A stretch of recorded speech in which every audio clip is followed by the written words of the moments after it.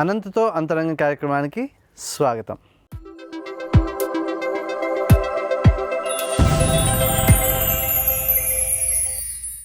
శ్రీ తమ్మారెడ్డి భరద్వాజ గారి యొక్క అంతరంగంలోని మరికొన్ని విషయాలను ఈ భాగంలో చూద్దాం. బడ్జెట్లు పెరిగిపోతున్నాయి, చిన్న సినిమాలు ఆడడం కష్టం అవుతుంది.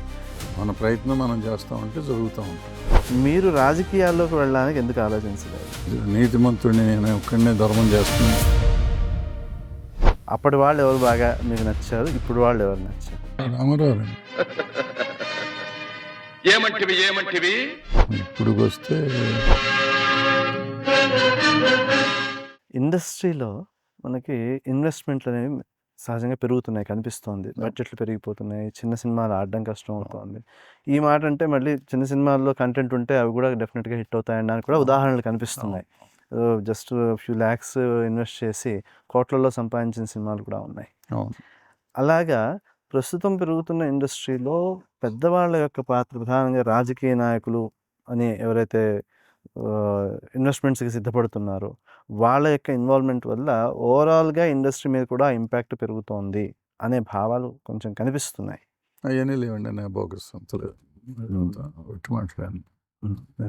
ఇప్పుడు ఆ కోణంలో ఆలోచిస్తే సినిమాలు, రాజకీయాలు ఇవి రెండింటినే తీసుకుంటే, సమాజం పక్కన పెట్టేసి సినిమాలు, రాజకీయాలు ఈ రెండింటినీ కలుపుకొని చూస్తే రాజకీయాలు సినిమాలను ప్రభావితం చేస్తున్నాయా, సినిమాలు రాజకీయాలను ప్రభావితం చేస్తున్నాయా? రెండూ చేయట్లేదండి. రాజకీయాలు, సినిమాలు, క్రికెట్ ఈ మూడిట్లోనూ పెద్దగా పెట్టుబడి లేకుండా వస్తే విపరీతంగా డబ్బులు వచ్చేది.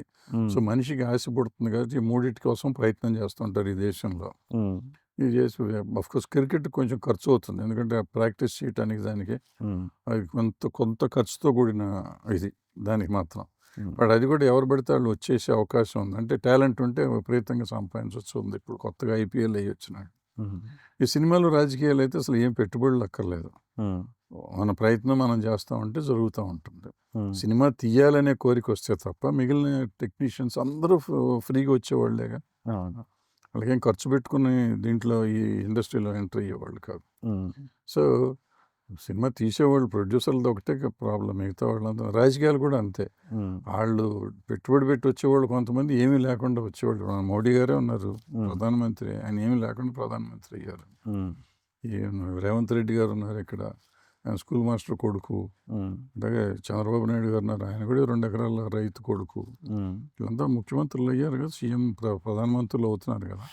సో రాజకీయం పెట్టుబడి లేకుండా అవుతుంది. రాజకీయం చేయగలిగే వాళ్ళు అయితే అవుతారు, అందరూ ఎవరు మళ్ళీ.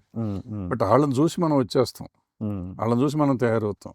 సినిమాల్లో కూడా అంతే. ఆ జనరేషన్లో వాళ్ళు పడిన కష్టం అవన్నీ ఎవరు పట్టించుకోరు. ఇప్పుడు కనిపిస్తున్నదే ప్రధానంగా వచ్చేస్తుంది. అంతే. అతి ప్రధానమైన విషయం, మీకు అనుబంధంగా ఆలోచిస్తే మీరు సమాజం పట్ల కొన్ని అభిప్రాయాలను కలిగి ఉన్నారు, స్పష్టమైన భావాలు ఉన్నాయి. ఈ స్పష్టమైన భావాలు సమాజానికి హితకరమైనవి అనే విశ్వసిస్తారు అందరూ. ఆ కారణంగానే ఏదైనా ఉంటే, సమస్య ఉందన్నా సరే మీతో మాట్లాడడానికి సిద్ధపడుతూ ఉంటారు. ఇటువంటి స్థితిలో మీరు రాజకీయాల్లోకి వెళ్ళడానికి ఎందుకు ఆలోచించలేదు? నాకు పడదు, పొసగదండి అది. రాజకీయాల్లో అంటే నేను ఇందాక చెప్పాను, నేను ఏదో నీతిమంతుడిని నేను ఒక్కడనే ధర్మం చేస్తున్నాను నేను అన్నానండి. బట్ అంత మోసం, నేను అంత అబద్ధాలు అని చేయలేను. నేను అంత అందరూ వదగలేను. నిజాన్ని ఒప్పుకోవాలి, అండ్ దానికి అన్ని రకాలు కావాలండి. అన్ని రకాలు నేను చేయలేను. అందుకని నేను నాకు చూస్తూనే ఉంటాను. తెలిసి ఊబిలో దిగటం అనేది కరెక్ట్ కాదు. అన్ని రకాలుగానే చెడిపోతాను నేను వెళ్తే. అందుకని నాకు ఇదే సుఖం, నేను ప్రశాంతంగా ఉంది జీవితం. అంటే ఖచ్చితంగా మారిపోతారు, తప్పదు అనే పరిస్థితే కనిపిస్తోంది కాబట్టి వెళ్ళలేదు. మారిపోవటం కదండి, తట్టుకోవాలి. ఆటుపోట్లు తట్టుకోగలగాలి. ఆటుపోట్లు తట్టుకునే స్థితిలో నేను లేను. ఇప్పుడు నాకు కొన్ని బాధ్యతలు ఉంటాయి కదా, నా బాధ్యతలు నేను వదిలేసి నేను దాంట్లోకి వెళ్ళి ఆటుపోట్లు తట్టుకునే పరిస్థితి లేదు. నేను ఇవాళ సమాజంలో గౌరవంగా ఉన్నాను, నా గౌరవాన్ని కాపాడుకుంటే చాలు. నాకు రాజకీయాల్లోకి వెళ్ళి ఎక్కువ సంపాదించాలనో, రాజకీయాల్లో చేసి ఇంకొత్త పేరు తెచ్చుకోవాలనో కోరిక లేదు నాకు. ఆ కోరిక ఉంటే, నిజంగానే ఆ తాపత్రయం ఉంటే సినిమాల్లోనే సంపాదించుకునేవాడిని కదా నేను. అది అక్కడ దాకా వెళ్ళాల్సిన అవసరం లేదు. ఇక్కడ చేస్తే ఆటోమేటిక్గా అందులో పిలిచేవారు, వెళ్ళేవాళ్ళం. ఇప్పుడు పిలుస్తారు, అది వేరే సంగతి. అయినా నేను ఇష్టం లేదు నాకు. ఈ సోషల్గా మీరు చేసే కొన్ని కార్యక్రమాలు ఉంటాయి, అంటే మాట సాయం కావచ్చు, లేకపోతే ఒక వ్యవస్థ కింద సినిమా ఇండస్ట్రీలోనూ మిమ్మల్ని గుర్తిస్తారు, అటు రాజకీయ నాయకుల్లోనూ మిమ్మల్ని గుర్తించే వాళ్ళు చాలామంది ఉన్నారు. మీరు ఒక పెద్ద మాకు గురుస్థానము అనే భావంతో చూసేవాళ్ళు. అటువంటి వాళ్ళు మీ ద్వారా మీ సలహాలు, సూచనలు, మీ అభిప్రాయాలు, భావాలు స్వీకరించి ముందరకు వెళ్ళడానికి యువత ఉన్నవారు వాళ్ళకి మీరు ఎటువంటి సూచనలు ఇస్తారు? నేనేం సూచనలు ఇచ్చేంత పెద్ద తెలివిగలవాడిని కాదు నేను. నాకు అంత తెలివితేటలు లేవు, అంత జ్ఞానం కూడా లేదు నాకు. అది ఏంటంటేనండి, మనం నమ్మింది మనం చెయ్యాలండి. నాకు తెలిసిందంటే నేను నమ్మింది చెయ్యాలి. ఎవరో వచ్చి ఏదో చేస్తారని వెయిట్ చేయడం తప్పండి. ఎవరు రారు. మనమే చూసుకోవాలి, మనమే చేసుకోవాలి. మనని మనం ఎప్పటికప్పుడు అప్డేట్ చేసుకుని మనం ముందుకెళ్తానికి చూడాలి, కానీ ఎవరో వస్తారు లేకపోతే ఎవరో ఇస్తారు కాదు, మనమే చేయాలనేది చేసుకోవాలి. మనం నమ్మాలి. అంటే నన్ను నేను నమ్ముకుంటే నేను చేయగలనండి. ఎంతసేపు నన్ను గురించి నేను అనుమానిస్తే నేను చేయలేనేమో, నాకు ఎవరు వేషం ఎవరేమో, నన్ను సినిమాలో యాక్ట్ చేయనివరేమో, నేను డైరెక్టర్ అవ్వలేనేమో అని నాకు భయం ఉంటే నేను అయ్యి తీరుతాను. ఎందుకు అవ్వను, ఎందుకు చేయలేను, నేను ఇది చేయగలను. ఇంప్రెస్ చేయాలి మన అవతల. అవకాశం మనకు ఉంది. ఇప్పుడు అందులో షార్ట్ ఫిల్మ్స్ వచ్చినాయి, రకరకాల ఇవి వచ్చినాయి. నీ టాలెంట్ చూపించుకుంటాను ఖర్చు లేకుండా. సో ఏ రకంగా చూపించినా ఆటోమేటిక్గా పిలిచేస్తారు కదా, వస్తుంది, ఛాన్స్ ఉంది. మా చిన్నప్పుడు అది లేదు. ఇవాళ అవకాశం ఎక్కువ ఉంది ఇవాళ సమాజంలో. సో నీ టాలెంట్ని ప్రదర్శించుకుని నువ్వు పై ముందుకు రావాలి. ఒక ఉద్యోగి యొక్క పిల్లవాడు మళ్ళీ ఉద్యోగంలోకి వెళ్ళాలి అనే ధోరణితోనే పిల్లల్ని చదివించడం ప్రారంభిస్తారు. వ్యాపారస్తునేమో వ్యాపారంలోకి వెళ్ళాలని, సినిమా ఇండస్ట్రీ అయితే, రాజకీయాలు అయితే, అన్నింట్లోనూ అదే కోణం కనిపిస్తూ ఉంటుంది. అయితే ఆ రకంగా మీ తండ్రి గారి దగ్గర నుంచి మీకు ప్రోత్సాహం వచ్చిందా? లేదా ఇప్పుడు ఇందాక మాట్లాడే సందర్భంలో మనం అనుకున్నాం ఏంటి, మా వాళ్ళు చేశారు కాబట్టి ఆ తరాన్ని చూసి మనం కూడా చేద్దామని ముందరకు వెళ్ళిపోవడం అనేది కనిపిస్తుంది. రెండు జరగలేదండి. మా నాన్నగారికి మా అమ్మగారికి అసలు ఇష్టం లేదండి సినిమా ఇండస్ట్రీలోకి రావడం. నేను ఇంజనీరింగ్ చేశాను, ఉద్యోగంలో కూడా చేరాను. నేను ఉద్యోగం చేసి 16 సంవత్సరాలు ఉద్యోగం చేశాను. ఉద్యోగం చేసుకోవాలని వాళ్ళు కోరుకున్నారు. అనుకోని పరిస్థితుల్లో సినిమాల్లోకి వచ్చాను, కంటిన్యూ చేశాను. కొంచెం బాగానే ఉంది కాబట్టి రిజైన్ చేసేసి ఇది కంటిన్యూ చేశాను. సో ఇది వాళ్ళని చూసి నేను రావటం కాదు. ఆ నాన్నగారి సంస్థను కూడా నేను పునరుద్ధరిద్దామని కూడా ప్రయత్నం చేయాలి. నేను సొంత కంపెనీ పెట్టుకుని సొంతంగా చేసుకొచ్చాను. సో నేను నా తమ్మారెడ్డి కృష్ణమూర్తి గారు అబ్బాయిని కాబట్టి ఏ రోజైనా కానీ నేను చేసేది ఏదైనా ఆయన రిప్రజెంట్ చేసినట్టే, ఆయన సంస్థను పునరుద్ధరించినట్టే అవుతుంది ఆటోమేటిక్గా. సో ఆ రకంగా వేసుకోవచ్చు, తప్పేం లేదు. బట్ నాకు కూడా పెద్ద ఇష్టం లేదండి సినిమాల్లోకి రావటం. నిజం చెప్పాలంటే నేను ట్రేడ్ యూనియన్లోకి వెళ్ళాలనుకున్నాను, అసలు ఇందులోకి వద్దాం అనుకోలేదు. బట్ నేను యాక్చువల్గా 40th ఇయర్ వచ్చేటప్పటికి ట్రేడ్ యూనియన్కి వెళ్ళిపోవాలనుకున్నా, సినిమాల్లో చేద్దామని అనుకోలేదండి. అయితే నేను 40th ఇయర్కి స్టెబిలైజ్ అవుతాను అనుకున్నా ఫైనాన్షియల్గా. నేను అవ్వలేకపోయా. ఈవెన్ 50th ఇయర్ వచ్చేటప్పటికి కూడా అంతంత మాత్రంగా ఉన్న టైంలో సినిమాల్లోకి వచ్చాం. అప్పటికి ఉద్యోగంలో నిలకడలేక దీంట్లోకి వచ్చాం. ఇందులో కూడా సరిగ్గా లేకుండా ఉన్న టైంలో తెలియకుండా నా 50th ఇయర్లో తెలియకుండా సినిమా ట్రేడ్ యూనియన్లో దూరాల్సి వచ్చింది. నేను నా కోరిక తెలియకుండా జరిగింది. తర్వాత నేను ఒక 20 సంవత్సరాల పైన ట్రేడ్ యూనియన్ నడిపించానండి, సినిమా ట్రేడ్ యూనియన్. ఫెడరేషన్ అంటారు దాన్ని. ఫెడరేషన్కి నేను నాయకుడిగా ఉన్నాను. ఆల్ ఇండియా కాన్ఫెడరేషన్ కూడా చేశాను. సో అనుకున్నది తెలియకుండా సాధించాను. అనుకోకుండా సినిమా ఇండస్ట్రీకి కూడా వచ్చాను. సినిమా ఇండస్ట్రీలో కూడా ఏదో పెద్దగా చెడును నన్ను గురించి మాట్లాడేవాళ్ళు ఉంటారు, ఉండకుండా ఉండరు. 10% ఉన్న 90% నన్ను గురించి మంచిగా చెప్తారు కాబట్టి ఆ మాత్రం మంచి పేరు సంపాదించుకున్నందుకు సంతోషంగా, హ్యాపీగా ఉంది. మీరు కొంచెం పెద్ద తరహాగా ఉంటారు అనే భావన ఉంది, సహజంగా చూసేటప్పుడు ఆ గాంభీర్యం కనిపిస్తూ ఉంటుంది. మీతో సరదాగా ఉండే నటులు, స్నేహితులు, దగ్గర వాళ్ళు ఎవరైనా ఉన్నారా? అందరూ సరదాగానే ఉంటారు, అందరూ బాగానే ఉంటారు, అంత క్లోజ్గానే ఉంటారండి. ఇప్పుడు కొంచెం దూరాలు పెరిగినాయి. బట్ గతంలో ఉన్న మా జనరేషన్ కానీ మాతో పాటు పనిచేసినాడు కానీ ఈ రోజు కూడా ఉన్న చిన్నాళ్ళు కూడా మనకి అవసరం లేదు కాబట్టి పెద్దగా ఎవరిని ఎక్కువ కలవం.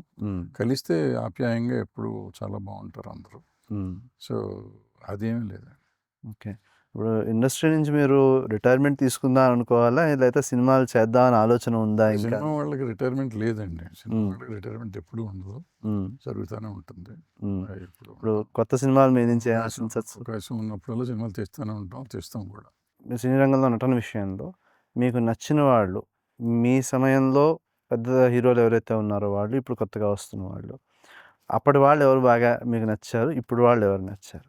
నాకు రామారావు అండి. ఆ రోజుల్లో రామారావు అంటే చాలా ఇష్టం. హ్మ్. హిందీలో దేవానంద్ అంటే చాలా ఇష్టం అండి ఆ రోజు. హ్మ్. ఇప్పుడు వస్తే పెర్ఫార్మెన్స్ వైజ్ వస్తే అల్లు అర్జున్ అండి. ఇప్పుడున్న హీరోస్లో అల్లు అర్జున్. ఎందుకంటే హ్మ్. అతను చేసే సినిమాలు గొప్ప సినిమాలు కాకపోయినా ప్రతి క్యారెక్టర్లోనూ అతను నిలబడుతుంది. అతను కనపడతాడు, కొత్త క్యారెక్టర్ చూపిస్తున్నాడు. హ్మ్. సో అద్భుతమైన నటన ప్రదర్శిస్తున్నాడు అల్లు అర్జున్. యాక్చువల్గా ఎన్టీఆర్ మంచి నటుడని నేను అనుకునేవాడిని. హ్మ్. ఆయన అనుకోకుండా క్యారెక్టర్స్ మంచి రావట్లేదు ఆయనకి. ఈయన క్యారెక్టర్స్ ఎత్తుక్కుని క్యారెక్టర్తో సినిమాలు నిలబెడుతున్నాడు. హ్మ్. నటన పరంగా నటన మిమ్మల్ని పరంగా ఆకట్టుకుంటున్నాడు. సినిమా అంటే రామారావు గారు, నాగేశ్వరరావు గారి తర్వాత యాక్ట్ చేస్తున్నాడు అంటే అల్లు అర్జున్ అన్నాడు. హ్మ్. మధ్యలో కృష్ణ గారు, శోభన్ బాబు గారు అది చేశారు, హ్మ్. చేయలేదని నేను. బట్ ఇతను అంత వేరియేషన్ ఇస్తున్నాడు. ఆ రామారావు ఆ రోజుల్లో ఇచ్చినంత వేరియేషన్ ఇస్తున్నాడు.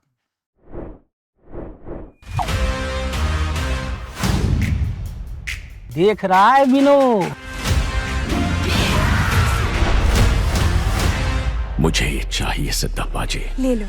ठीक है, ले लेते हैं। किसी और में कोई आपत्ति? बहुत बढ़िया।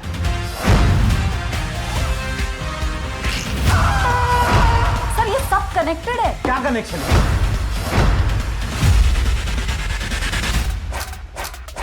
निशाना लगाया तो शिकार पक्का।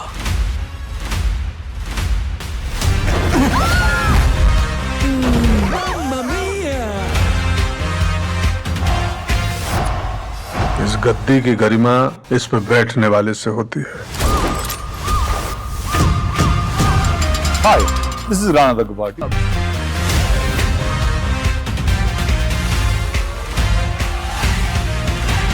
दिल खुश कर दिया यार का। నిర్మాతగా ఆలోచించేటప్పుడు ఒక మంచి దర్శకుడిలో మీరు కొన్ని లక్షణాలు చూస్తారు, లేకపోతే సినిమాని ఎలా చిత్రీకరిస్తున్నారు, ఎలా ప్రొజెక్ట్ చేస్తున్నారు అనే లక్షణాలు శ్రద్ధగా చూస్తారు. అలా చూసేవాళ్ళలో ప్రస్తుతం ఉన్న వాళ్ళల్లో నిర్మాతగా మీరు ఆలోచిస్తే ప్రస్తుతం ఉన్న వాళ్ళలో ఎవరు మీకు ఇతనితో ఒక సినిమా అయినా చేస్తే బాగుంటుంది అనుకున్న వాళ్ళు ఎవరైనా ఉన్నారా? హీరో అంటున్నారు, నిర్మాత అంటున్నారు. మీరు నిర్మాతగా ఆలోచిస్తే నేను నిర్మాతగా ఆలోచన. ఏ దర్శకుడితో చేయొచ్చు, లేదా ఏ హీరోతో ఒక సినిమా అయినా కనీసం చేయాలి వీళ్ళతో అనే మిమ్మల్ని ఇంప్రెస్ చేసిన వాళ్ళు? అంటే నిజం చెప్పాలంటే తీసే స్తోమత లేనప్పుడు వాటిని గురించి ఆలోచించడం టైం వేస్ట్ కదండి. ఇప్పుడు నేను ఆ పలానా హీరోని కానీ పలానా దర్శకుడిని కానీ భరించగలిగే శక్తి నాకుంటే నేను ఇవాళ సినిమా ఫర్ ఎగ్జాంపుల్ ఇందాక అల్లు అర్జున్ నాకు ఇష్టం అన్నాను. అల్లు అర్జున్తో నేను సినిమా తీయాలని నేను అనుకోవాలంటే నేను ఆయన దగ్గరికి అప్రోచ్ అవటం నాకు కష్టం. ఇవాళ వాళ్ళ ఇంటికి వెళ్ళి అర్జున్ గారిని ఏమండి నాకు డేట్లు ఇస్తారని అడిగే శక్తి కూడా లేదు, అంత హక్కు దారి కూడా తెలియదు నాకు. అంటే ఇప్పుడు మీకు సినిమాలో ఉన్న అనుభవం దృష్ట్యా డబ్బున్న వాళ్ళు మీ ద్వారా పెడదాము అనుకుని సిద్ధపడచ్చు. అలా పెట్టినప్పుడు మీరు అది నాకు పెద్ద ఇష్టం ఉండదండి. ఇప్పుడు సినిమా ఇండస్ట్రీలో ప్రాబ్లం ఏంటంటే ఎంత నీతిగా నియమంగా చేసినా సినిమా అయిపోయేటప్పుడు పోటాడుకుంటారు. నేను ఎవరో తెచ్చి నాకు డబ్బులు పెట్టి నేను సినిమా చేయటం అనేది అంత పెద్ద ఇష్టం ఉండదు. ఇక వాళ్ళంత బలవంతంగా నాకు డబ్బులు ఇచ్చేసి నువ్వు చెయ్యి అంటే చేస్తానేమో తెలియదు కానీ. బట్ ఇది ఏంటంటే ఇప్పుడు మీరు చెప్పింది ఏంటంటే, నేను చెప్పింది ఏంటంటే నన్ను నమ్మి నా దగ్గర నా ముఖాన్ని డబ్బులు కొట్టిన సినిమా ఎట్టగనది పర్లేదు పోతాయి అన్నగాని చెయ్యి అనే టైప్ ఒకటండి. నువ్వు పలానా హీరోని తీసుకొస్తే నేను డబ్బులు పెడతా అంటే ఆయన వ్యాపారాత్మకంగా చెప్తున్నాడు. ఆ పలానా హీరో నా దగ్గర డబ్బులు నాకే చేస్తాడు కానీ అవతలకి ఎందుకు చేస్తాడు? ఆ పలానా హీరో ఆల్రెడీ ఎంతోమంది కమిట్ అయి ఉంటాడు కదా, మనతో ఆబ్లిగేషన్ ఏంటి, మనకి ఎందుకు చేస్తారు? ఇవన్నీ నాకు తెలిసిన మాటలండి. తెలిసినందుకని రోజు వినేయే, అందుకని దాని గురించి నేను ఆలోచించలేదు కాబట్టి మీరు అడిగిన ప్రశ్నకి సమాధానం నా దగ్గర లేదు. బాగుంది. ఇప్పుడు మీరు ఇప్పటిదాకా చేసిన సినిమాల్లో అన్నీ ఇష్టపడే చేస్తారు, నిర్మాతగా కావచ్చు దర్శకుడిగా కావచ్చు, అన్నీ ఇష్టపడే మనసు పెట్టే చేస్తారు. ఎందుకంటే సక్సెస్ ఈజ్ ఇంపార్టెంట్. నిర్మాతగా చూస్తే డబ్బులు రావాలి, దర్శకుడిగా చూస్తే పేరు రావాలి. సో అలా మీరు ప్రయత్నం చేసిన అన్ని సినిమాల్లో మీకు మనసుకి దగ్గరగా నచ్చిన సినిమా ఏముంది? చాలా ఉంటాయండి. అంటే ఈ ప్రశ్న ప్రత్యేకించి అడగడానికి కారణం ఏంటంటే మీ సహజమైన ఆలోచన ధోరణి ఎలా ఉందో అవి అన్ని సినిమాల్లోనూ చూపించడానికి అవకాశం ఉండదు. అలా చూపించే అవకాశం దొరికినది మీ మనసుకు దగ్గరగా నచ్చినది. అంటే నాకు అలజడి క్లోజ్ టు మై హార్ట్ అండి. ఎందుకంటే అలజడి నా కథ, అంటే నేను అనుభవించింది నా కాలేజ్ డేస్ స్టోరీ అది. నేను చూసింది, నేను మాట్లాడింది. ఆ సినిమాలో డైలాగులు కూడా నేను కాలేజీలో ఎవరితో ఏం మాట్లాడాను అయ్యే ఉంటాయి దాంట్లో కూడా సీన్స్ కూడా. పచ్చని సంసారం నేను నమ్మే బాంధవ్యాలు, బంధుత్వాలు, బాంధవ్యాల గురించి తీసిన సినిమా అండి. సమాజపరంగా వస్తే స్వర్ణక్క కానీ పోతే పోని ఇస్ ద బెస్ట్ అండి. నెక్స్ట్ స్వర్ణక్క వస్తుందండి.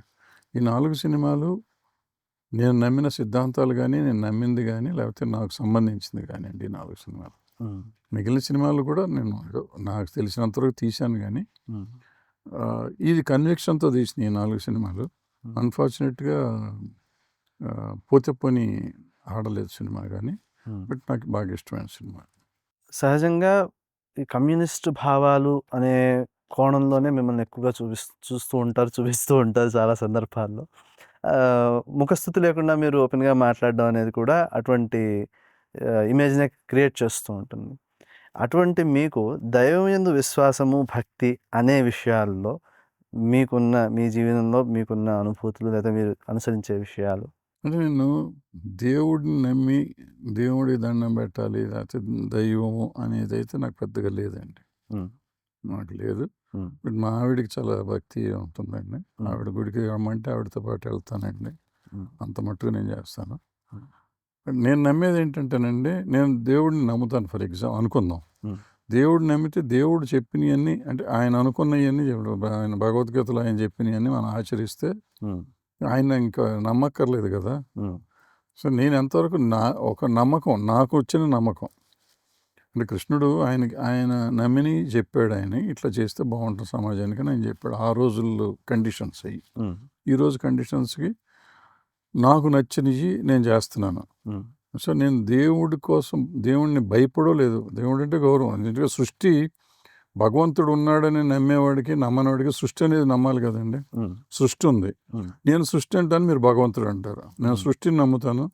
సృష్టిని నమ్మినంత లోపల సృష్టికి దండం పెట్టలేదా అంటే భగవంతుడిని నమ్ముతున్నారు మీరు ఒక రకంగా సృష్టిని ఆలోచిస్తున్నారు, నేను ఒక రకంగా సృష్టిని ఆలోచిస్తున్నాను.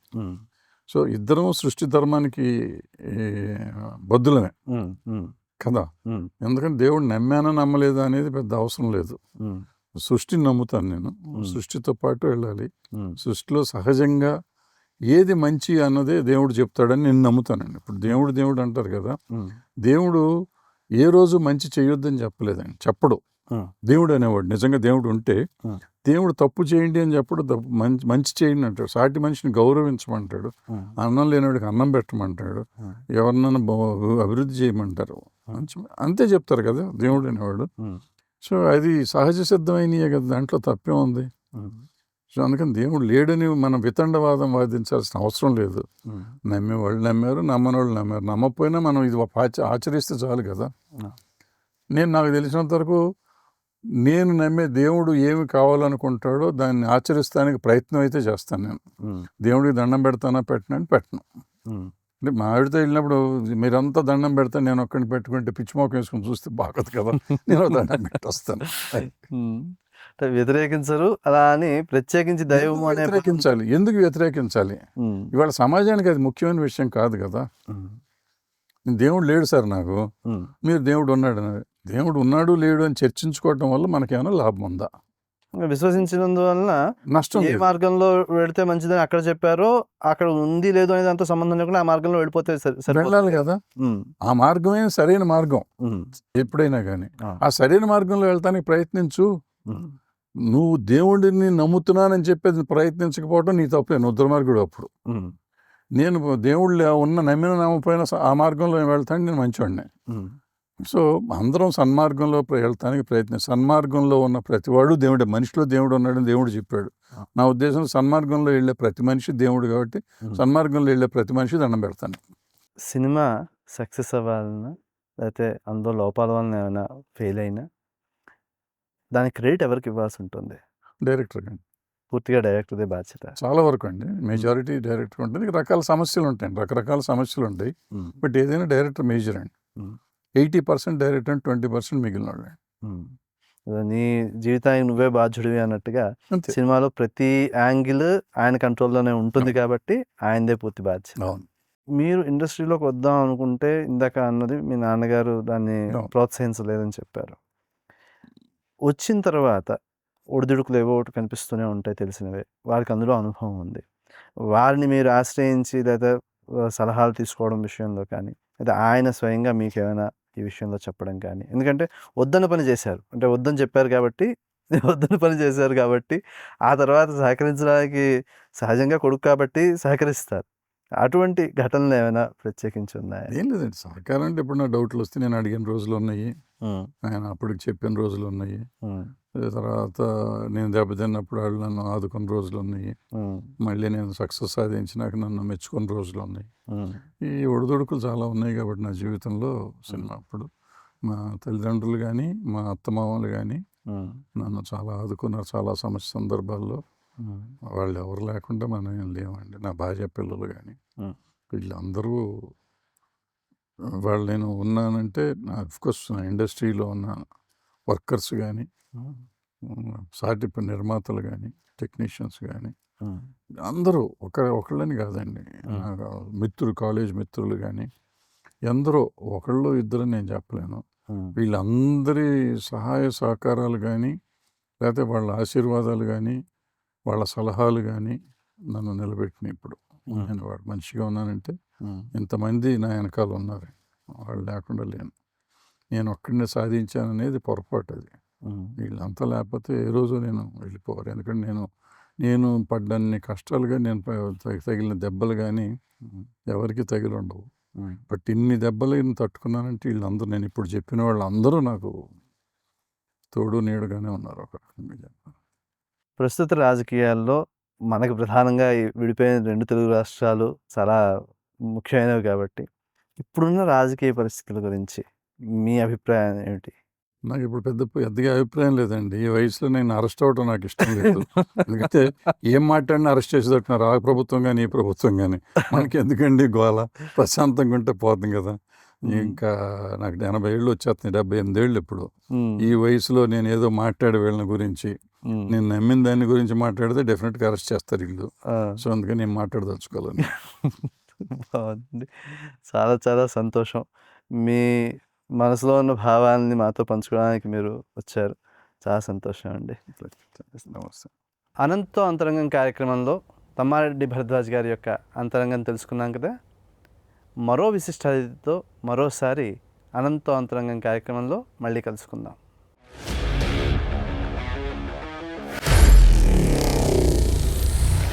Honor Signatus, the biggest gated community in the heart of the city. Spacious 3, 3.5 and 4 BHK apartments at Kukatpalli, High-Tech City. 27.5 acres, 18 towers, G+25 floors, 1695 to 3815 square feet unit sizes. For more details, search for Honor Signatus.